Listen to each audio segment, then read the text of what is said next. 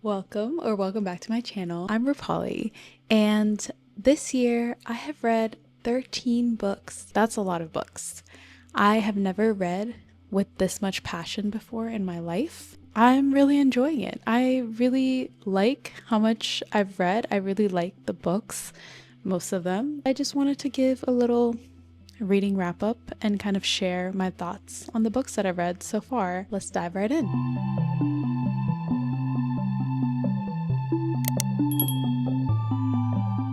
I started the year with Bloodmarked by Tracy Deonn. If you've ever loved any fantasy series before in your life, this one will beat that.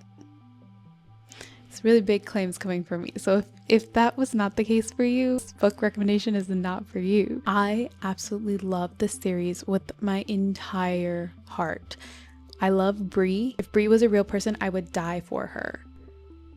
I would die for her. Just like everyone else in this book would die for her, I would be one of them as well. I really had a hard time getting through it, mainly because I was in a reading slump, but also I felt like this one wasn't as action-packed as the first one or the third one looking back. I think I gave it 5 stars actually, but I think I would bring it down to 4.5 because there was still a lot of new characters being introduced. There was still some world building going on. We were still learning a couple of new things about some of the characters and maybe some of the newer characters. I hate to say filler book, but it felt like a filler book. Highly recommend the Legendborn series. It is so freaking good. Next, I read the Kiss Quotient by Helen Hoang. I read this a couple years ago and I randomly saw that it was available at the library. I love this book so much. Is it really raunchy? Yeah, it is so raunchy, but at the same time, it is extremely wholesome. So basically the premise of this book is that Stella, who is autistic, has never really had a good relationship with a man before, and she wants to explore sex more and in a way that makes her feel good. In comes Michael. Is that his name? Yeah. Oh my god, I was right. Okay, yeah. In comes Michael, who is an escort, but he is very kind. He's very gentle. He very much understands Stella in a way that no other man has before. It's just very heartwarming to see them fall in love. This is like a solid 4-star romance book. I really enjoyed this. It was very fun, fast read. Next, I read Wind and Truth by Brandon Sanderson. This is the 5th book in the Stormlight Archive series. I don't want to explain too much about this book because it takes 1,000 plus pages to get to this point of reading Wind and Truth. I still don't think I understood the ending. Honestly, frankly, I'm not sure I'm going to continue this series. This book felt like it could have been at least like 200 to 300 pages shorter. It did not need as much history lesson as we got, but it is a very high fantasy book, so maybe some people eat that up. Exposition and world building that we continue to get like the 5th book into the series. I didn't really enjoy that. I gave it 4 stars, which was kind of a low rating for a Brandon Sanderson book. I read Deep End by Ali Hazelwood. I felt like Scarlett's path to becoming a better diver was a much better plot point or like conflict point than whatever was going on with her and Penelope. That pissed me off. All that to say, this was not one of my favorite books by Ali Hazelwood. Will I continue reading her books? Yeah, but I'm not sure that I'm going to be purchasing them. I'll probably just wait until I get them from the library. I would not read it again, which is sad because I've reread a lot of her other books. What the River Knows by Isabel Ibañez was the next book on my list. I've had this on my shelf for quite a while and I never read it because I just didn't really hear about it before, and then randomly it kept popping up on my TikTok. And so I was like, oh my god, I have to read this now. I'm so influenced by others. This follows Inez, who is from Buenos Aires, and her parents continuously, like 6 months out of the year, go to Egypt to like excavate and look for treasures and all this stuff. This is also set in like 1800s, like 1816 or something like that. And then one day she gets a letter that says like they've mysteriously disappeared. She takes the mystery into her own hands and starts to investigate by going to Egypt and trying to figure out what the hell happened to her parents. It was very addicting. The mystery was very enticing. There's also a very small subplot of an enemies to lovers romance, which I absolutely loved. I was eating that shit up. I was up till 2 a.m. Pacific time while traveling, finishing What the River Knows. Like, that's how into this book I was. This is a duology. I really like the first book, and Inez is shown to be too trusting, and then eventually she understands that she can't trust anyone. She has to be a little bit more guarded. She has to understand that this world is very different from the one she just came from. And then when you move on to the second book, it's like she never learned any of those lessons. She's starting from square one. Oh my God, bro. The first one was great. I wish it ended at the first one, but unfortunately, the second one was there. It did exist, and it did not deliver. The most disappointing follow-up to a book that I was so excited about. After that, I read Watermoon by Samantha, Soto, Yambao. The world building felt very similar to like a Studio Ghibli movie. It was really, really immersive. Like, I could see a movie playing in my head while reading this. There was very tiny like spice scene in here, which threw me off so much that I was immediately thrown out of this world. I could not get over it. I don't understand. If you're creating such a beautiful world, like it's like an alternate universe to the world that we live in, like humans live in, that is full of like magic and weird rules and like puddles that you can jump through and portal to another place. And to suddenly have such a like human interaction between the two main characters was insane to me. Like, I think I would have, if they wanted to really have a romance in here, it would have made more sense to me at least to have like a closed door romance.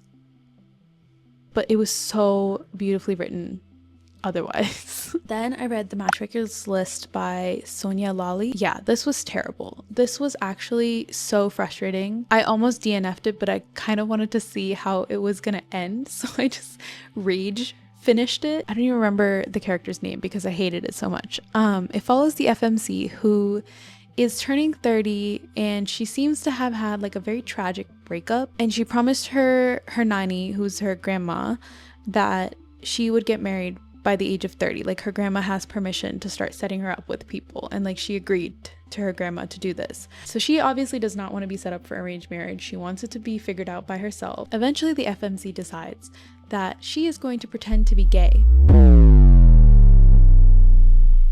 so that her grandmother will stop setting her up with random men. No. Why? How? She keeps it going, this lie, till the end of the book. 2 stars, maybe even 1 star. This is not okay. This is not a trope that we should be doing.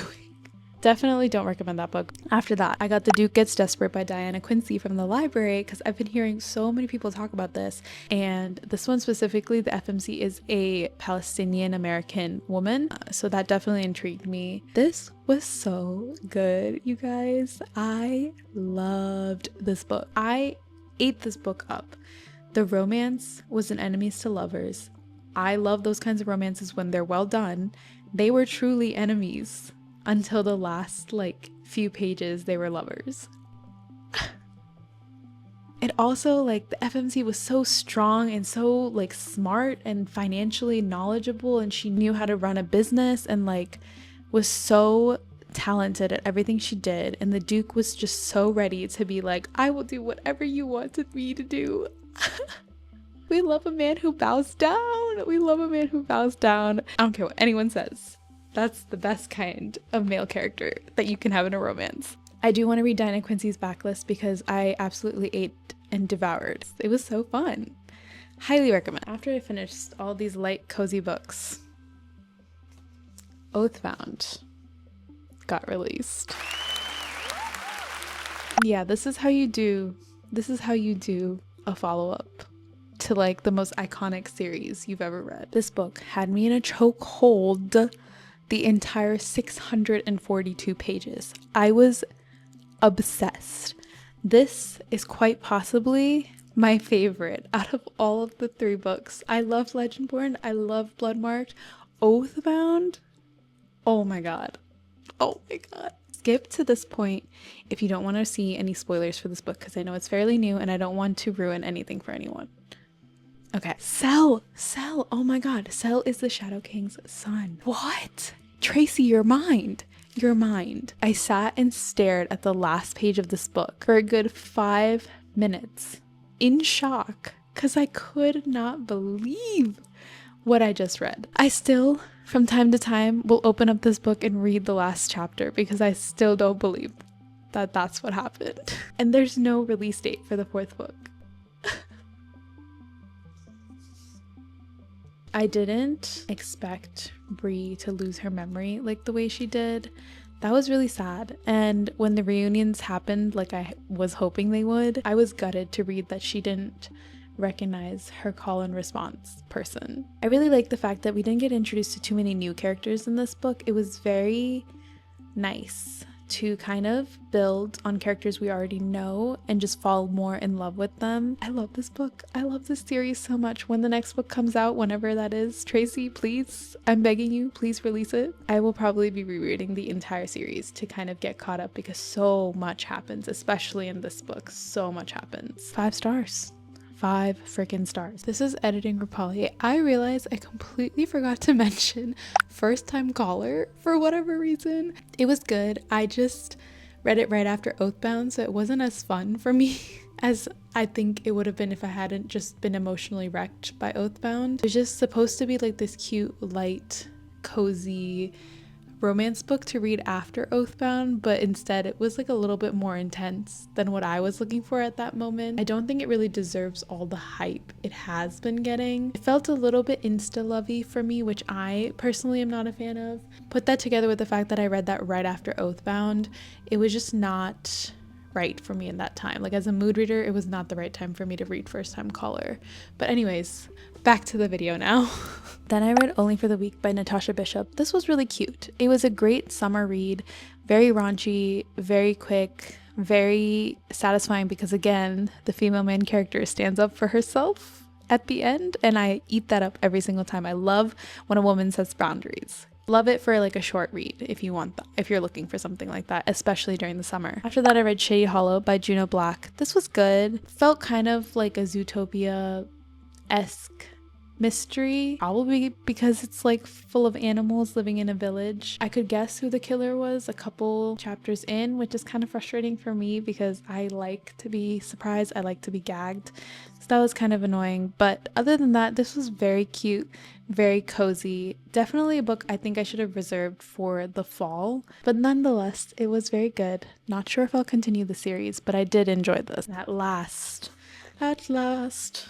I read Crueler Mercies by Maren Chase. This is an early edition copy. My very kind friend Zoraine sent me like this beautiful box. I went into this kind of hesitant because it's kind of like a Rapunzel-esque story, like Princess in the Tower locked away, like no one is coming to save her kind of thing. This was really good. I was really surprised by that. I don't typically go for fantasy books like this because they're very dark and they're very tragic.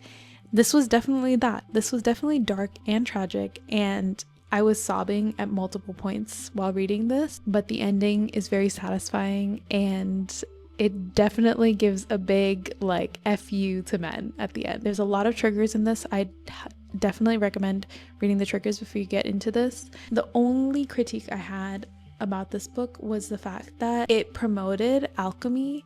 I thought that the magic would play a bigger part in the plot. The magic system wasn't really that fleshed out, which is okay. I was just expecting more of the magic just because it was advertised like that, but it was still a very, very thrilling, honestly heartbreakingly written book. I had like a knot in my stomach because of how much the main character Vita had to go through. Definitely want to reread it now that I know how it ends so I can focus a little bit more on the prose and not be as anxious while reading it and not speed read it. Comes out May or June 2025. Great book. Tragic book, but great book. I hope y'all are having a great reading year as well. I hope you find a book that makes you sit at the edge of your seat and like try to stay up till 2 a.m. and read, because those are the best kind of books to escape into. Let me know in the comments what your favorite book of 2025 was so far, and I'll see you in the next one. Bye!